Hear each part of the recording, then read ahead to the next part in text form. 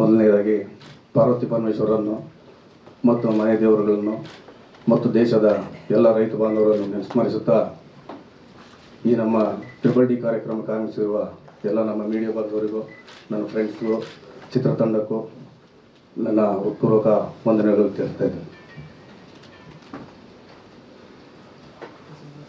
ಇವತ್ತು ಈ ಚಿತ್ರತಂಡ ಡಿ ಅನ್ನೋ ಸಿನಿಮಾ ಆಗಬೇಕು, ಈ ಒಂದು ವೇದಿಕೆ ಆಗಬೇಕು, ಸಮಾರಂಭ ನಡಿಬೇಕು ಅಂತಂದರೆ ಅದು ಮುಖ್ಯ ಕಾರಣ ಆದಂಥವ್ರನ್ನ ಬಗ್ಗೆ ಹೇಳಬೇಕು.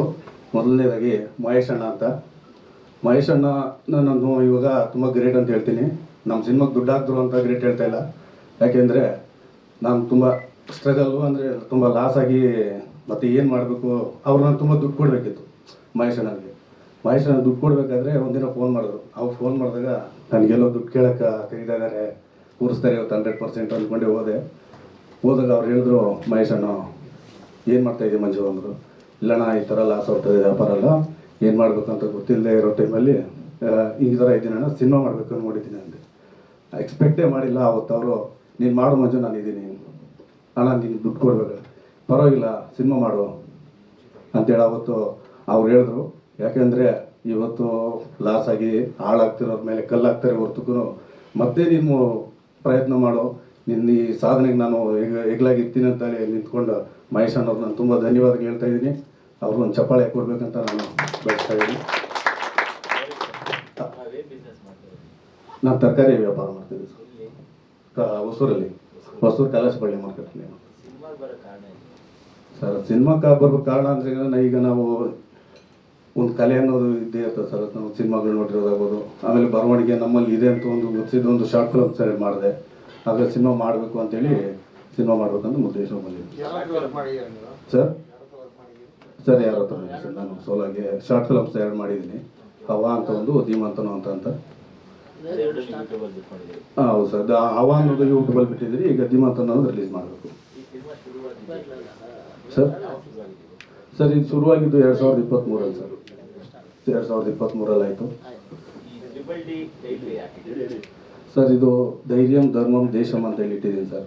ಒಬ್ಬ ಸಾಮಾನ್ಯ ಪ್ರಜೆ ಧೈರ್ಯ ಮಾಡಬೇಕು, ಒಬ್ಬ ಅಧಿಕಾರಿಗಳು ಬಂದು ಮಾನವೀಯತೆ ಬೆಳಿಬೇಕು, ಧರ್ಮನ ಕಾಪಾಡಬೇಕು, ಒಬ್ಬ ದೇಶದಲ್ಲಿರೋ ಯೋಧ ಬಂದು ದೇಶ ಕಾಪಾಡಬೇಕು ಅನ್ನೋ ವಿಧಾನದಲ್ಲಿ ಇದು ಡಿ ಅನ್ನೋದು ನನ್ನೊಂದು ಯೂನಿವರ್ಸಲ್ ಸಬ್ಜೆಕ್ಟ್ ಸರ್. ಇದು ಅಂದರೆ ಇದು 5 ಭಾಗ ಇದೆ, ಎಲ್ಲ ಬೌನ್ ಸ್ಕ್ರಿಪ್ಟ್ ಎಲ್ಲ ಆಗಿದೆ.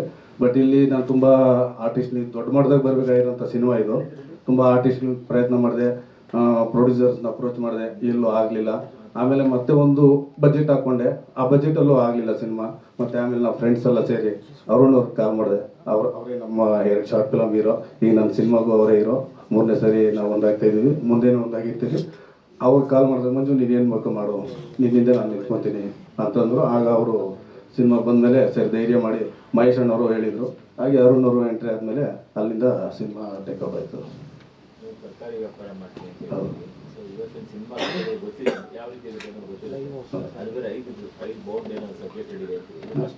ಹೌದು ಹೌದು ಸರ್.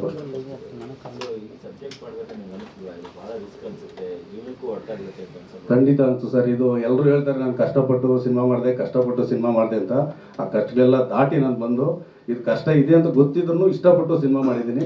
ಮುಂದೆ ಗೆಲ್ತೀನಿ ಅನ್ನೋ ಭರವಸೆ ನನಗಿದೆ. 100% 2026 ನಾನೇನೋ ಅಂತ ತೋರಿಸ್ತೀನಿ. ಈ ಸಿನಿಮಾ ರಿಲೀಸ್ ಆಯ್ತಂದ್ರೆ ನೆಕ್ಸ್ಟ್ ಸಬ್ಜೆಕ್ಟಿಂದ ನಾನೇನು ಅಂತ ತೋರಿಸ್ತೀನಿ. ಈಗ ಎಲ್ಲರೂ ಯಾರೆಲ್ಲ ನನ್ನ ಕೈ ಬಿಟ್ಟಿರ್ಬೋದು, ಆದರೆ ಈಗ ನನಗೆ ನಿಂತಾಗ ನೋಡಿ ಇಷ್ಟು ಜನ ಇದ್ದಾರೆ, ನೀವಿದ್ದೀರಾ. ಇಷ್ಟೇ ಜನಕ್ಕೆ ಇಷ್ಟೇ ಮಡಿಗೆ ನಾನು ಸಾಧನೆ ಮಾಡಿ ತೋರಿಸ್ತೀನಿ ಸರ್. 100% ಗೆದ್ದು ತೋರಿಸ್ತೀನಿ. ಚಿಕ್ಕದಾದ್ರು ದೊಡ್ಡದು. ಸ್ವಾದಿಷ್ಟತೆಯ ಸ್ವಾದ, ತಾಜಾತನದ ಆಹ್ಲಾದ, ಉತ್ತಮ ಆರೋಗ್ಯ ಮತ್ತು ಹೆಚ್ಚಿನ ರೋಗ ನಿರೋಧಕ ಶಕ್ತಿಯ ವೃದ್ಧಿಗೆ ಈಗ ನಿಮಗೆ ಸಿಗುತ್ತಿದೆ ಉತ್ತಮ ಗುಣಮಟ್ಟದ ಪೌಷ್ಟಿಕಾಂಶ Shri Vaidik millet health mix. ಇದು ಸಿರಿಧಾನ್ಯಗಳ ಸಂಪತ್ತು.